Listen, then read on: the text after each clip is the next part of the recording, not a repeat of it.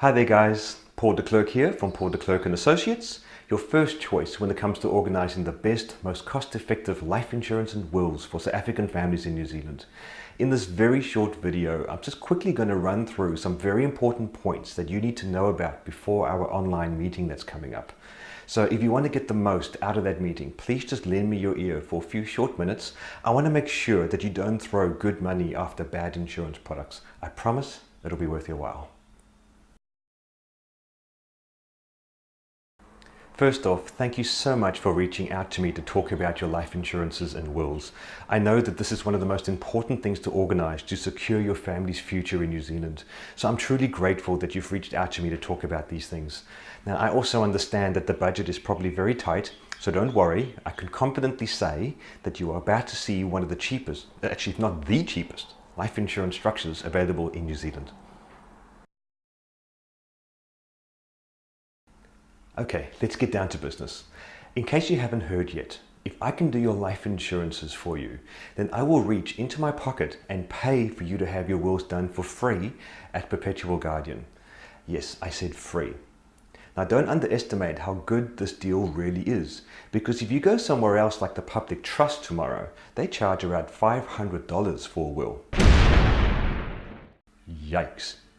Perpetual Guardian, on the other hand, they have an online system where they charge $120 per person. But still, for two wills, that can be a chunk of money out of the household budget, making it a stretch for many people. But I will pay that bill for you as a thank you for letting me do your life insurances. That makes sense, right? Because putting money into your will if you died, that's just as important as doing the will itself.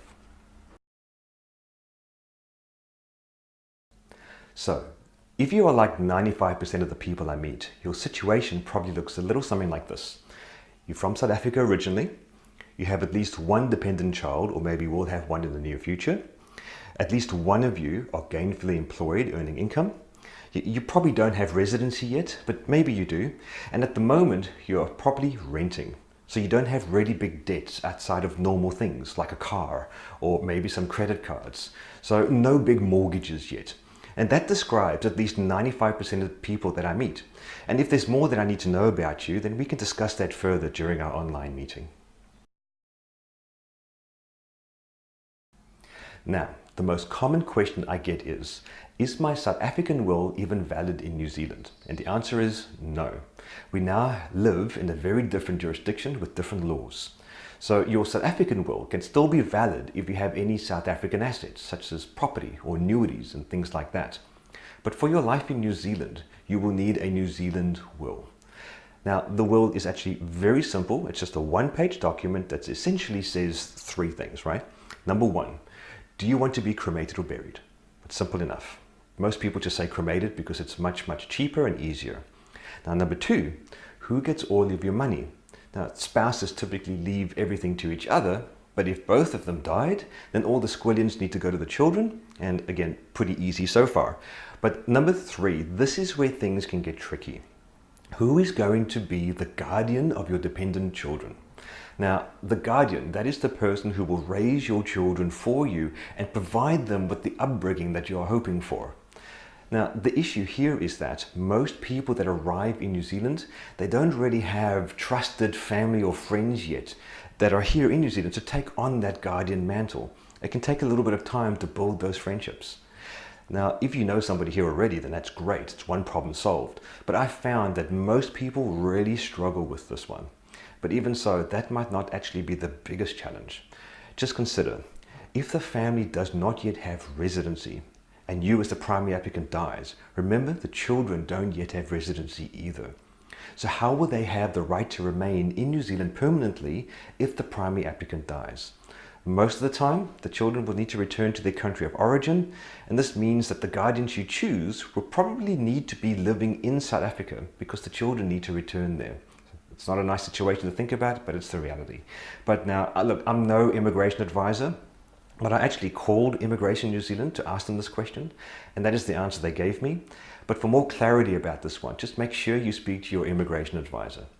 So really, that's it for will. Cremated or buried, who gets your stuff, and who raises your children. Doesn't really need to get more complex than that in most cases. It's pretty simple stuff, but the consequences of not having these things stated inside of a will, it can make life a little tricky for the surviving family, as if not losing you was bad enough, right? Let's not make it worse. So we'll get onto these things and we'll do your wills for you.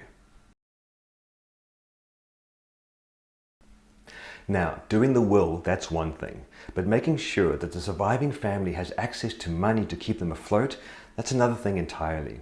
Remember that they must still pay the bills, things like the rent and food and fuel and clothing, everything. But if you died, then the family's income will either be drastically cut or even just wiped out entirely if there's only one breadwinner in the house. And think about the guardians for a second. Asking them to raise your children for you is one thing, but also asking them to do this massive task of raising your kids but on their own salary, that can be a deal breaker for most people. Because they probably have two little smurfs of their own to take care of, if not more, never mind yours. So the income spreads a bit thin. So we need to make sure that they have access to money so your children are given the best chance in life, even though they've lost their parents forever. Now, different advisors can have very different opinions about this one, but for me, working out your worth to the family is the key. And by that I mean your financial worth, the money that you are bringing into the family. In other words, if you die tomorrow, how much of your income is the family going to miss out on that is no longer going to be coming in anymore? Now, the number of clients that I've personally met who've ever sat down to try to work this out, that could probably be counted on my one hand, maybe fingers, but fortunately it's actually a very easy calculation. Check this out.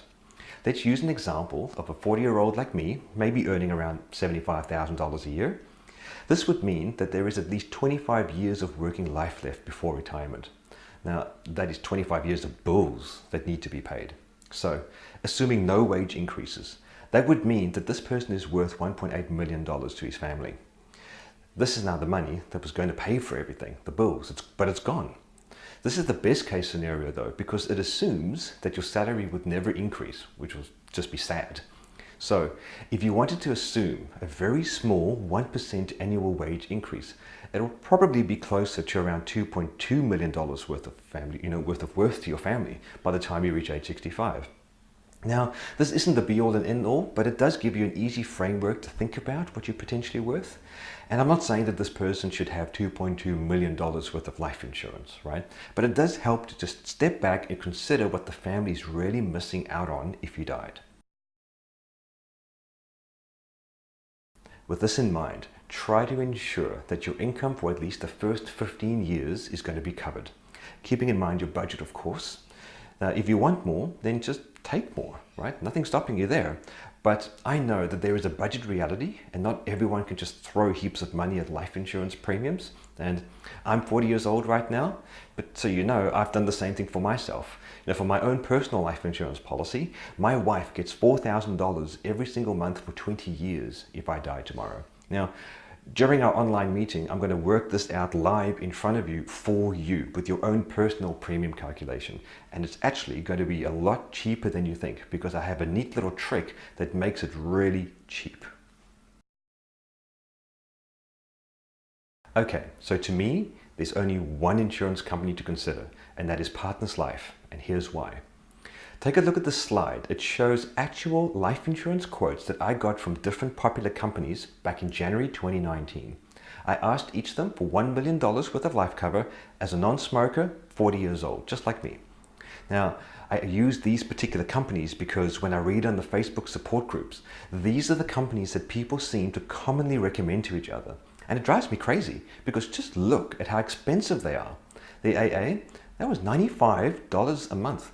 The AMI, that was even worse at $77 a month because it was only for $500,000. For some reason, they didn't want to do the $1 million. But take a look at the banks. This is why I say all the time that these companies are very expensive, but especially the banks. And now, just compare all of this though to Partners Life. Only $58 a month. That's massive saving. Now, you have one guess to figure out where my own life insurance is at, because I'm just like you. I hate paying life insurance premiums, so I'm sure going to look for the best deal out there, and this is it. Alright guys, we're on the home stretch. It's been a lot of information, but let me just give you a very quick summary.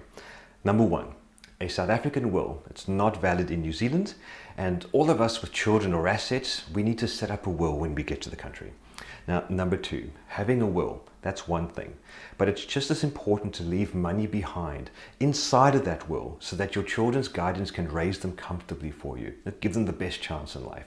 Now, number three, when you're working out how much life insurance you really need, just think about the income that you will earn during your working life and just try to ensure that this income continues to pay out after your death for as long as you can afford. Number four, use Partners Life as your insurance company. You can do things there that you can't do with any other insurance company. And when we do our online meeting soon, I'm going to show you exactly how that works and why that is. Okay guys, that's it from me.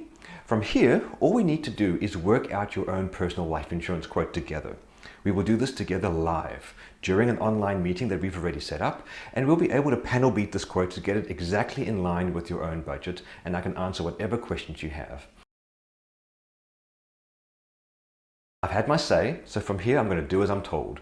We already have a day set, for a day and time for upcoming meeting, and I'll be sending you a text message on that day as a reminder, please just keep an eye out for that. And so until we meet again online, see you later guys.